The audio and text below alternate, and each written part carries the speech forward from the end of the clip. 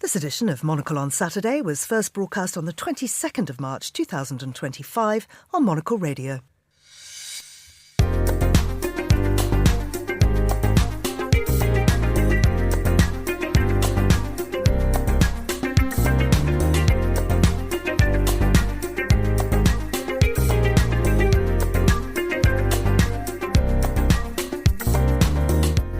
I'm Georgina Godwin, broadcasting to you live from Midori House in London. This is Monocle on Saturday. On today's programme, we'll have a look through the week's news and culture with the managing editor of the Institute for War and Peace Reporting, Daniella Peled. Then we'll hear from Julie Finch, Hay Festival CEO, on the new programme for 2025. And finally, we'll check in with Juliet Linley, journalist and friend of Monocle Radio at Monocle's Hanami market in Zürich. That's all ahead here on Monocle on Saturday with me, Georgina Godwin. First though, here's the news.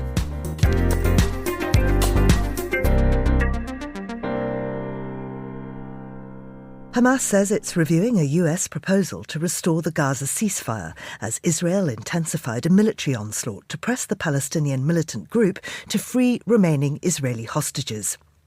US Special Envoy Steve Witkoff's bridge plan, presented last week, aims to extend the ceasefire into April beyond the holidays of Ramadan and Passover to allow time for negotiations on a permanent cessation of hostilities.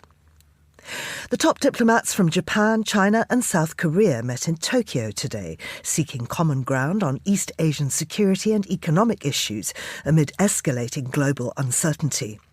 The first gathering of the country's foreign ministers since 2023 comes as US President Donald Trump upends decades-old alliances, potentially opening the door for China to forge closer ties to countries traditionally aligned with Washington.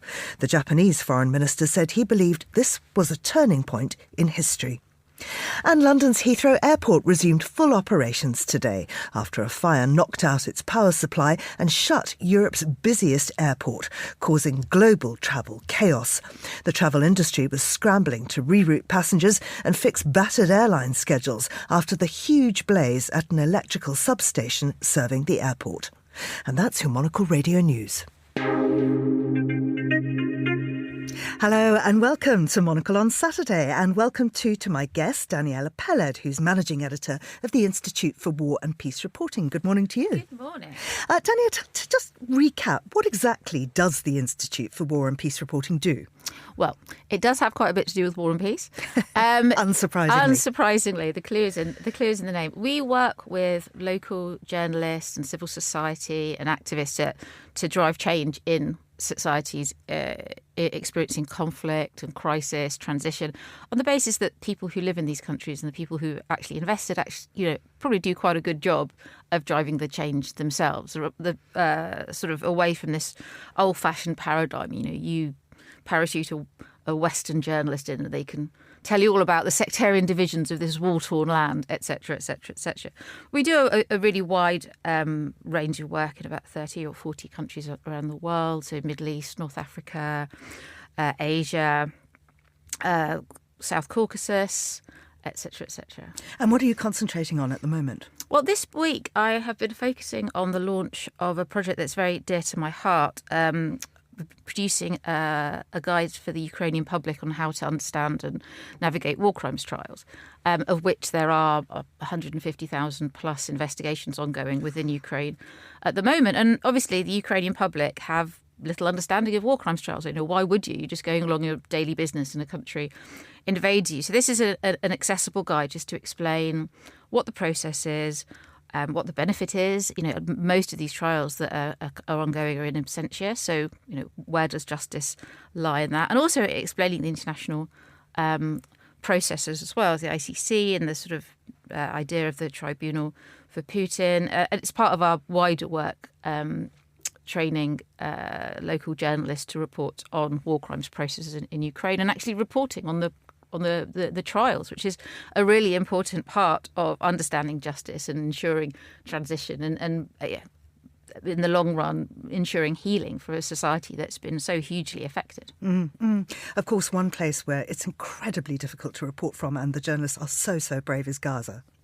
Yeah, absolutely. I mean, there's no there's been no international media allowed in since the beginning of the war, which I think leads some people to think that there is no media working there, whereas there are large numbers of journalists who, in a situation like Gaza, as previously in Syria and other places, there is a fine line between activism and journalism that one has to acknowledge. But these are the people working to document and to get the story out. But I think also documenting what's going on is a really important part for any future justice processes too.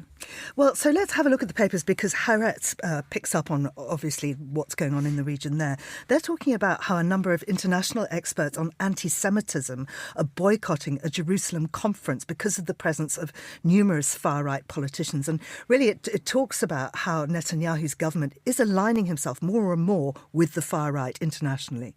Yeah, absolutely. I mean, it's a kind of a black is white and white is black kind of story. You have a landmark conference on anti-Semitism with all kinds of prestigious speakers and sponsored by the Israeli government. And lots of people, including from this country, are saying, actually, we're anti-Semitism experts and we're not going to share platforms with members of the far right. And it does speak to this wider shift, I think, in, it's a global shift, and it certainly applies to Israel, where alliances are being made not on basis of democracy, respect for human rights, but really international status, if you like. The emphasis has been on Islamist extremism, terrorism, the delegitimization of Israel, rather than any sort of far-right threat, which I think all anti-Semitism experts would honestly agree that's certainly still a problem. One of the figures driving this is the Israeli Minister for Diaspora Affairs and Anti-Semitism, Amichai Chikli, who has made no secret of his fondness for these far-right groups, who has, on social media endorsed Jean-Marie Le Pen and Nigel Farage and the whole spectrum. And you sort of think, I think Jews in the diaspora who do generally looked at Israel as this idea of the safe haven and, as a protective force, though they may not agree with all of its policies, left feeling quite perplexed as to why the minister supposed to be about looking after their interests is actually making alliances with, I think most Jews would agree that this is not really in their long-term interest. And I think, and certainly in this country, polling shows it, polling bears it out. The Jewish community is diverse, fairly small, but they certainly don't lean towards the far right of politics at all. Another hard man, of course, who is going increasingly right is Erdogan in Turkey. And there's a lot of reporting today around the Turkish protests. Yeah, absolutely. I mean, this is the many tens of thousands of people have defied a ban on these protests. The mayor of Istanbul, really the most popular opposition politician, who was tomorrow about to declare his candidacy for the next presidential elections in 2028, has suddenly all these charges of corruption and supporting terrorism have been levied against him and nearly 100 other political figures. No one, I think, is really buying this, certainly in his in the opposition camp, and this is pretty significant. I mean, Erdogan's popularity has been waning in recent years. Right now, his international flag is flying a bit higher. I mean, the situation in Syria has made his position a bit more secure in terms of regional force and security. But, we remember the Gezi Park protests more than a decade ago. These are, similarly significant. Let's see what happens over the next couple of days. Absolutely. It's a story we've been watching, and indeed we've got an interview that we did some time ago with that mayor that you can hear on our archives, and we've been covering it in our news programmes. In France, they are fighting back against the far right, particularly small bookshops, which I find very interesting. Tell us more about this story, which is in The Guardian today. Yeah, so the Hachette chain of bookshops is owned by a figure who's apparently supports all kinds of far right policies, but also is a big business owner, owns a lot of outlets. I think those relay shops that you see in all the French train stations, I think that's part of his empire, and that's what it is. Small bookshops are fighting back, saying it's terrible that this conglomerate has control of so much power in publishing. Apparently, slipping a little bookmark saying boycott Hachette, so on and so forth, which seems to me. Well, I mean, we have this issue all over the world, don't we? We have like large ownership of media interests, which is always a bit troubling. But to me, this kind of speaks of how powerless people feel right now in a world controlled by corporate interests and right-wing figures. Because this sort of level of boycott is performative at best, and perhaps just helps people feel they have a little more power of their own lives. I mean, as many people are backing up, particularly independent booksellers, saying that it's dangerous for democracy for one conglomerate to have so much control, and indeed Hachette does. I mean, it's the number one publisher and book distributor in France. It owns scores of publishing houses. It produces Asterix. Of course, there's a new Asterix, I think, just about to come out, set in Portugal. It publishes all sorts of things: literary fiction, thrillers, political titles, even manga and textbooks. But as you say, people are putting these little bookmarks in. They were doing that here too, weren't they? Particularly in Boris Johnson's latest book, I understand, which is quite interesting. I wonder if it actually influences anything at all, though. I think it influences people individually, and it makes them feel like they're actually having an impact on the world around them. I still boycott a coffee shop near my local train station because once, 10 years ago, the guy who runs it told me that he thought George Galloway was a really great guy and spoke the truth. So it would be very convenient for me to get my coffee there for my morning commute, but I don't. Has that made any difference to his work? Not at all, but it makes me feel that little bit better. It's probably changed hands 10 times since then, and you needlessly beating yourself up about something. No, but it is very interesting about how much we take responsibility for these things ourselves and try and make some kind of change, and also what it means for free speech. Should Hachette be allowed to do this? Well, if we believe in free speech, then yes. Well, corporate power also contradicts free speech in some ways, but free speech obviously isn't absolute, and what Hachette would argue, quite reasonably, they also publish a lot of a very diverse range of books as well. I don't want to be uncharitable, and I feel great sympathy for small bookshops, but again, this does seem to be one of those virtue signalling moves, which also has its basis, which is important. We should virtue signal because also that's how we build communities of change. But will it make any difference to sort of much deeper systemic problems, which is perhaps there's too much power, business power, concentrated in too few hands when it comes to the media? Yeah. Well, of course, having these conversations are very, very important. And one place where that happens is Hay Festival. So the 38th spring edition of Hay Festival runs in Hay-on-Wye, Wales, from the 22nd of May to the 1st of June. There are over 600 events across the 11 days. And to tell me more about it, I'm joined on the line now by Hay Festival CEO Julie Finch. Hello to you, Julie. Good morning, Georgina, and all your listeners. It's lovely to have you back again. Julie, we were just talking about sort of freedom of speech and how important it is to have discussions around not only that, but also the great big kind of seismic political shifts that are happening in the world right now. And that really is what Hay addresses. Yes, we're very aware of how much the world has changed in the last 12 months only since the last festival.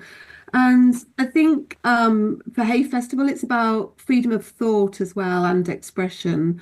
And we sort of take that as a human right, but in other countries that's threatened. So Hay Festival is very much around opening up the debate, that kind of long form moment where you can deep dive into a subject matter you might not know so well, or you might have flashed through on social media and don't really understand. and enable yourself to have the time and space to think about your viewpoints and broadening your viewpoints and discovering other worlds as well and how the world works. It's interesting that you mentioned social media, because I guess festivals have a huge value as a counter to our algorithm-controlled experiences online. Yeah, I think, I mean, there were so many festivals in the UK, and we're incredibly lucky to have a democratic society. So to be channeled down one route with your social media through your algorithms is limiting your own creativity and availability to new thinking. And I think there's nothing like that in-person moment where you're not only listening and sharing and understanding, but also you're having that conversation after an event that you've been to with absolute strangers who you'd never meet in the first place. And it's those opportunities that change our minds and create that kind of deeper understanding of what's going on in the world right now. So this is the 38th edition of the Spring Festival. What's new this year? Well, we've really focused on how we shape our programme. So really thinking about that kind of intergenerational engagement, closing the gap there, about nature and how connected we are to it. So not just thinking about climate change, but the human role in all of that, and starting with ourselves. And then we also focus on what it is to be human. You know, where does AI sit? What about health and well-being? What's the world like right now? Which leads me on to the new political orders, which there's a kind of a big piece around that. And living well is really critical right now. And that's about knowledge, but it's also about enjoyment. So we want to have fun too. Absolutely. But you also continue the focus on great literature.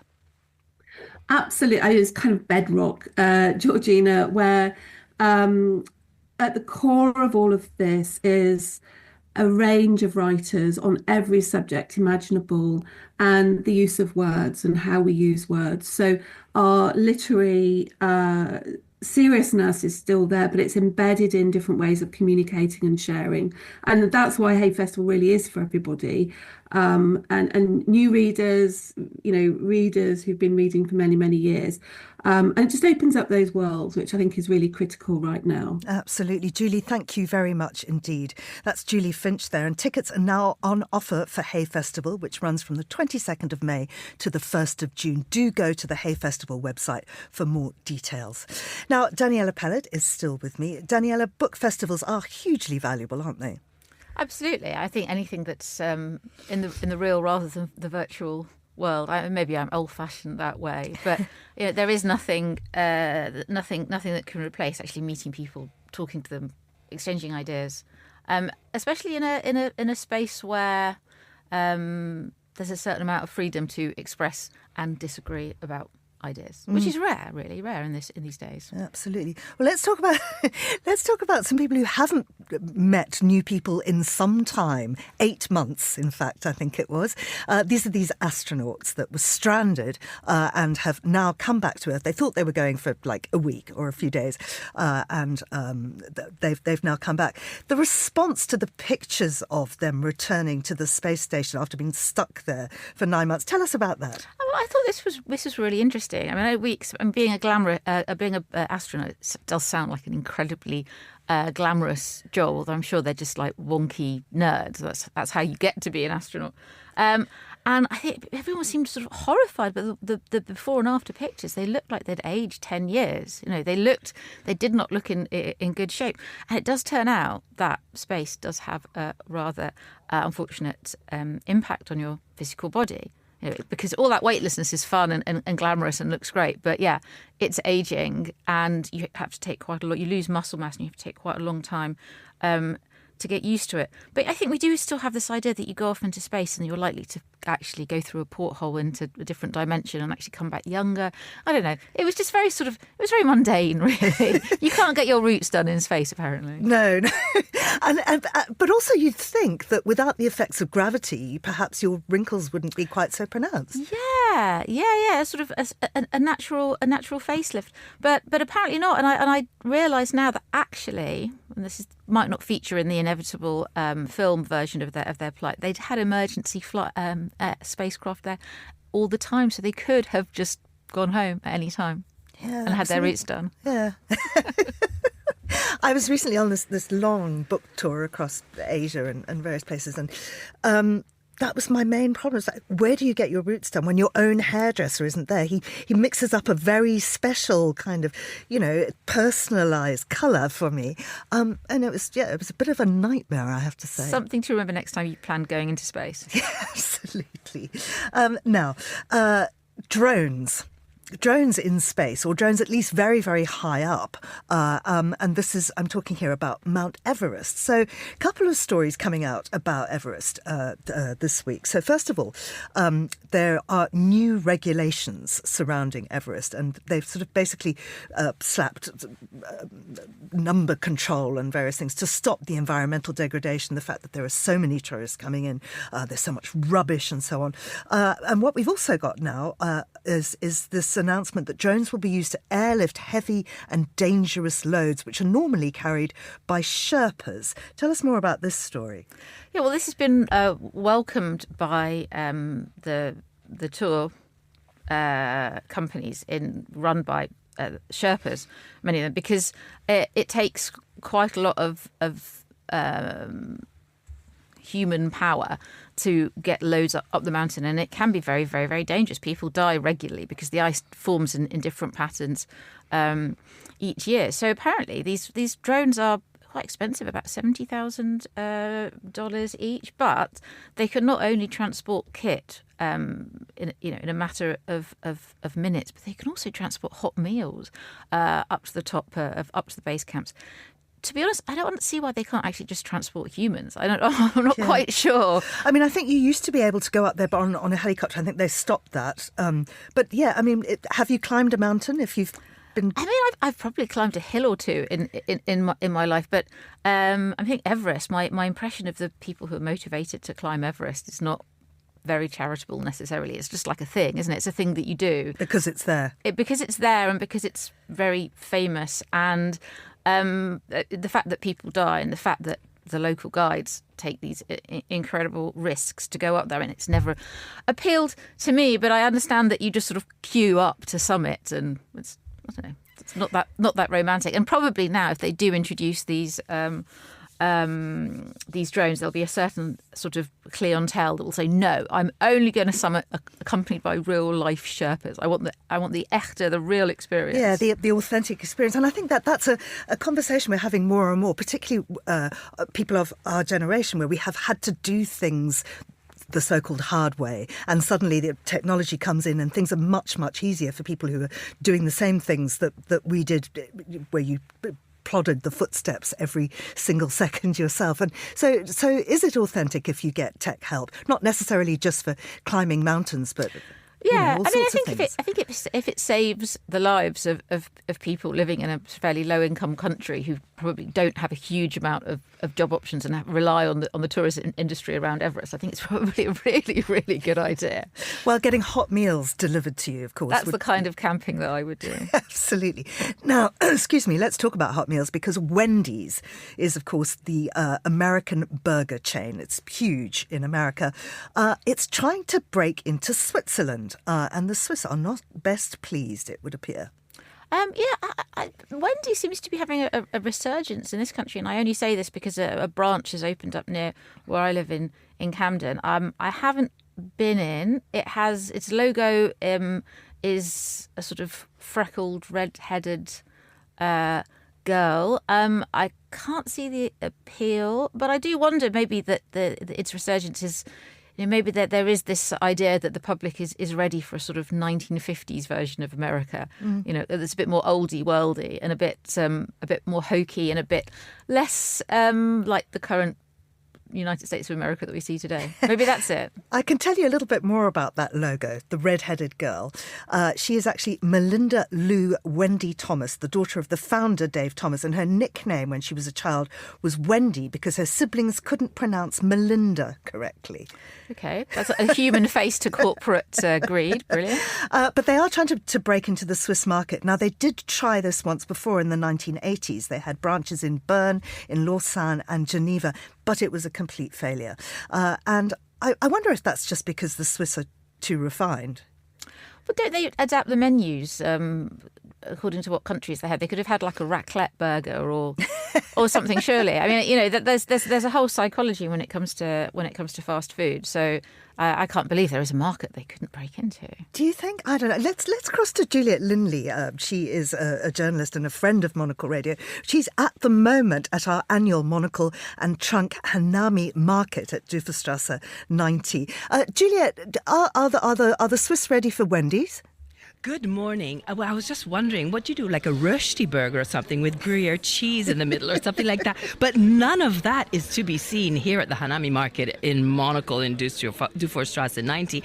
Just a lot of delicious piping hot nikuman buns and onigiris. There's a lot going on here, Georgina. It's a lot of Japanese food there, I believe. Exactly. So I met Michi Matsugane just before coming here on air, and she has Konaküche, which makes these chicken curry piping nikuman buns or pork vegetarian or curry chicken, and she's making them by hand, bless, and she's getting little cherry blossoms and leaves and keeping them and then putting them into the dessert onigiri with perhaps some azuki bean paste. It's all rather yummy, and then you will love this detail. I mean, it's a bit early, but we do have a sake and liqueur tasting station, and he's got plum. I've got Mark Niedecker, who's making plum liqueur straight from Japan, or Japanese tangerine or yuzu liqueurs. It's all happening, Georgina. And of course, there's Japanese skincare too. There are a lot of Japanese cosmetic products. I haven't talked to them quite as yet, but I did talk to this beautiful stand, which is right in front of me. I talked to the owner of it, and he is called Yuichi Kodai, and it is a bonsai stand. Now, the most magnificent one, which goes for many thousands of pounds. I mean, let's not go into the details, but it is extraordinary, and it's quite tall. It sort of reaches my waist, so large for a bonsai, but his partner, Michel Zala, goes into the Alps and brings back these I wouldn't call them shrubs, I would call them small trees, and then curates them for several years, hence the high price. And he's also got little ones though, because as Yuichi-san says, he wants to sort of bring bonsai to the masses. He doesn't want it to continue just being an exclusive thing that only the better off can have in their gardens or on their terraces. He says you don't need a very big terrace to have a tiny bonsai on it, which makes sense. Absolutely. Who else have you met, Juliet? So I met a lovely lady.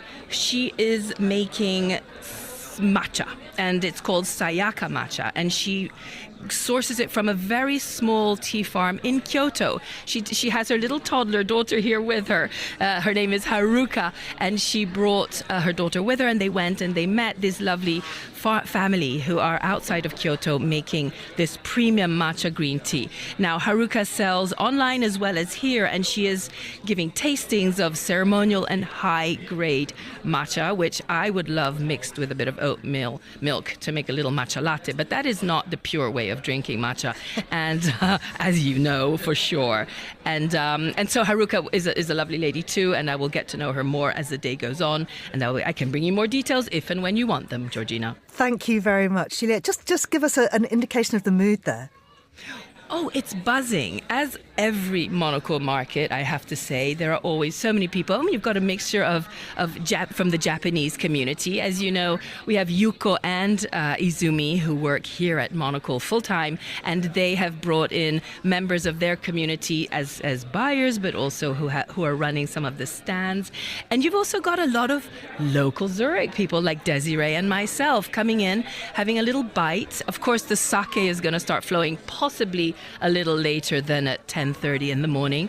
And you've got Japanese music playing, and it's just always that Monocle feel, a very warm, very welcoming, very cozy, and always interesting people to chat to who are behind the stands as well. Juliet, thank you very much indeed. So if you are in Zurich, do pop into the market. It's going to be running all day.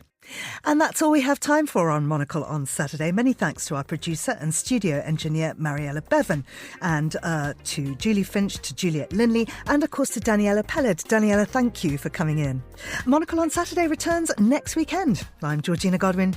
Thanks for listening.